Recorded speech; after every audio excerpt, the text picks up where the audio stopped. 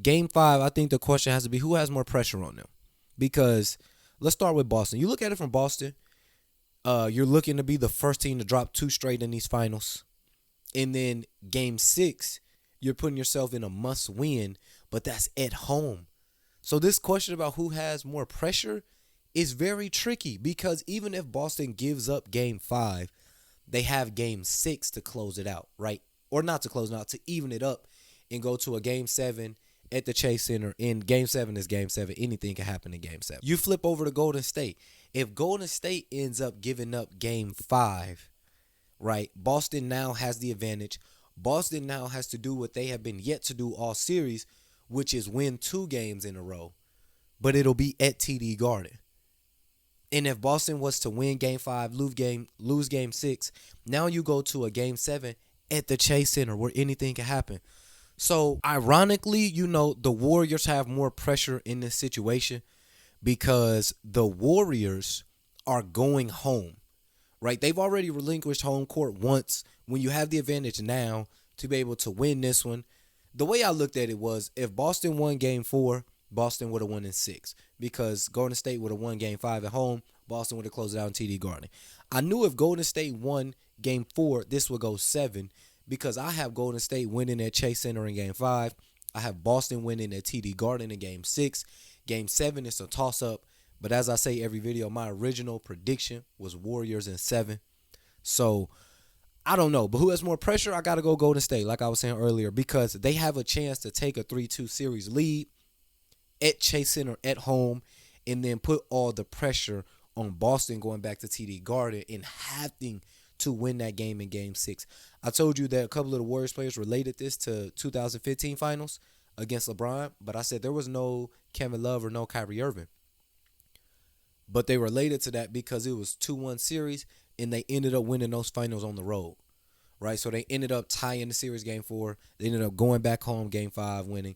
Then they went to Quicken Loans game 6 and they won that one on the road. So they compared it to that a lot, but the Celtics have pressure because if they lose game 5, now game 6 is a must win. And yes, they're at home, but that happened against Miami. They had a chance to end the series at TD Garden. Game 6, Jimmy Butler went for, 45 or whatever he did. And then that series got pushed back to Miami for game 7.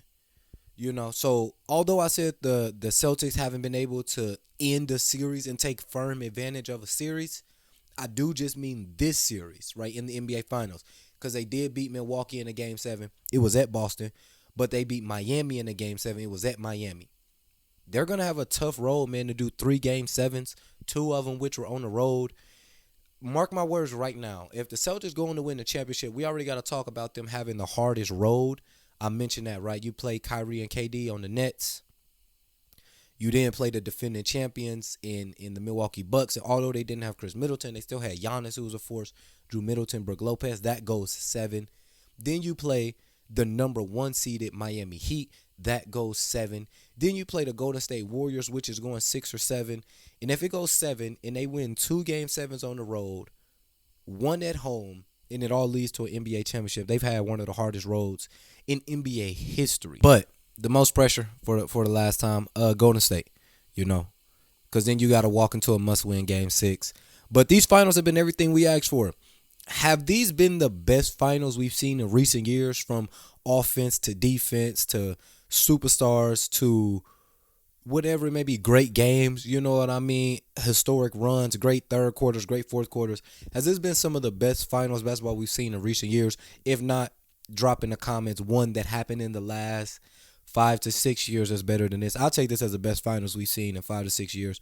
Of course, the 3-1, that was great, but it got competitive late. This has been competitive game in and game out.